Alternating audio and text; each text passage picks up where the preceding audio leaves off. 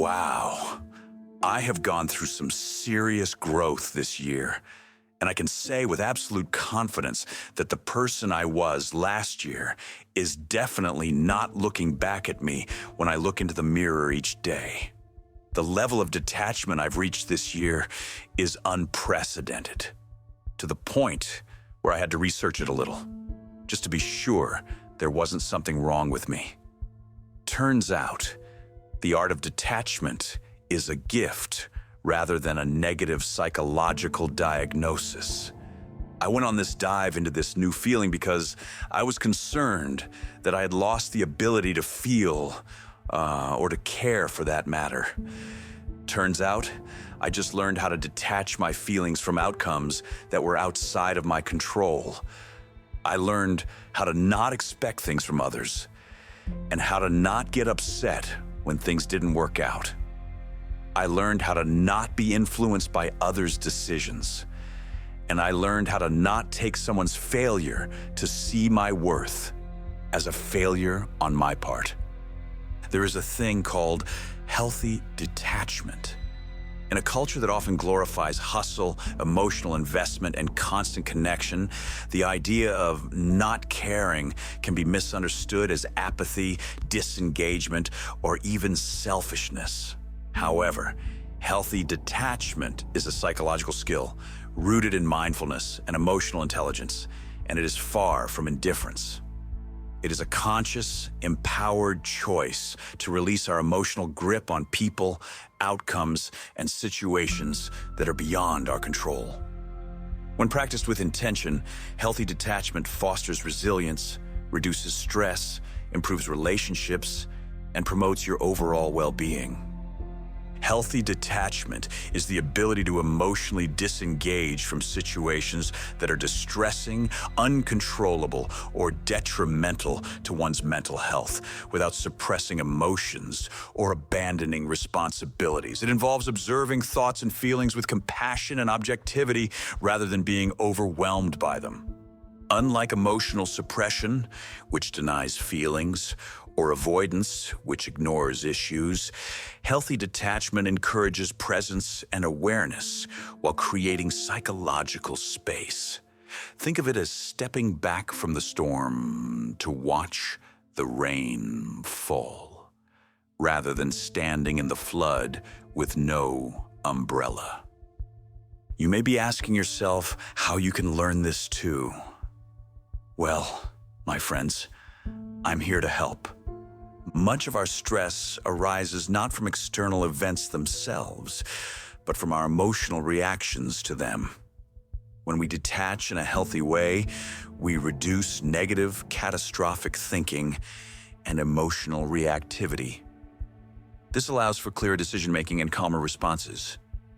Detachment helps establish and maintain emotional boundaries.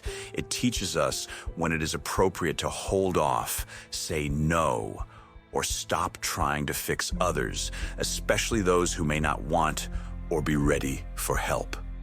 By detaching from outcomes, we become less vulnerable to disappointment and failure. We remain committed to our efforts, but no longer define our self-worth by the results. Healthy detachment fosters authenticity in relationships. When we stop needing validation or control from others, we relate from a place of choice rather than anxiety. This leads to deeper, more balanced connections.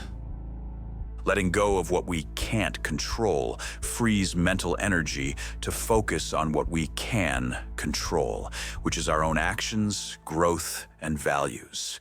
A lot of what I've learned to do to achieve this new way of thinking are letting go of others' opinions.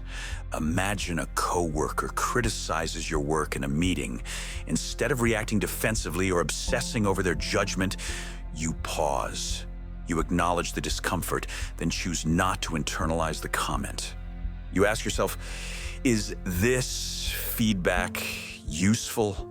Is it about me or about their mood today? You respond professionally if needed, then release the emotional weight. You simply decide it's okay if not everyone approves. Managing relationships with emotionally reactive people. A family member constantly vents, blames, or demands attention. Healthy detachment means listening with empathy, but not absorbing their emotional chaos. You can say, "I hear you," without offering solutions or taking on their stress. You protect your peace while still being present. Accepting uncertain outcomes. You apply for a dream job and don't get it. Instead of spiraling into self-doubt or bitterness, you acknowledge your disappointment. Then you detach by reminding yourself, "I did my best. The decision wasn't entirely within my control.